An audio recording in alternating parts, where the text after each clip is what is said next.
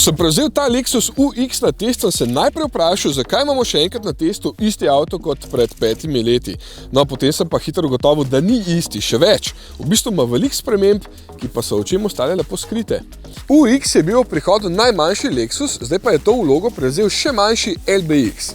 Se tudi ta še vedno majhen. Niti ne toliko po merah, ker je dolg skoraj 4,5 metra, ampak bolj po občutku, ker avto deluje zelo kompaktno. In to mi je všeč.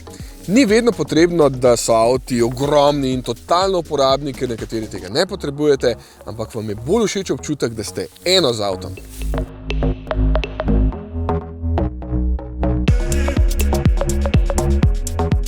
Zato tudi takoj povem, da tukaj ni veliko prostora, nikjer. Prtljažnik je zelo majhen in nizek, če police ne spustite v dno, ker potem ne morete imeti korita. Na zadnji klopi je tudi malo prostora za noge, če spredaj sedi kdo višji, že za mano ga takoj zmanjka.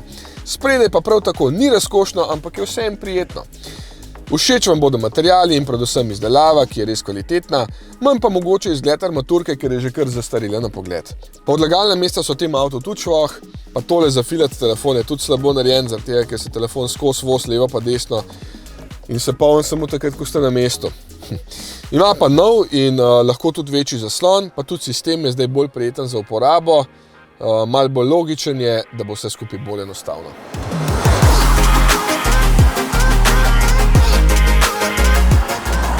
Področje, kjer UX res blesti, pa je vožnja.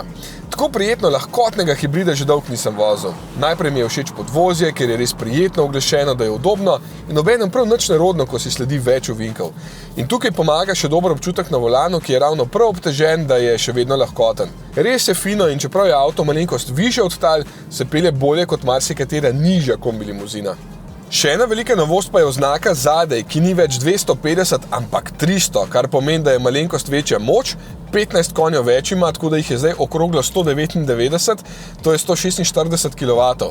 Pa pospešek do 100 na uro je za 40 hitrejši, zdaj je 8,1 sekunde. Zasluga za to gre predvsem zadnji 5. generaciji hibridnega pogona z novo litij-ionsko baterijo.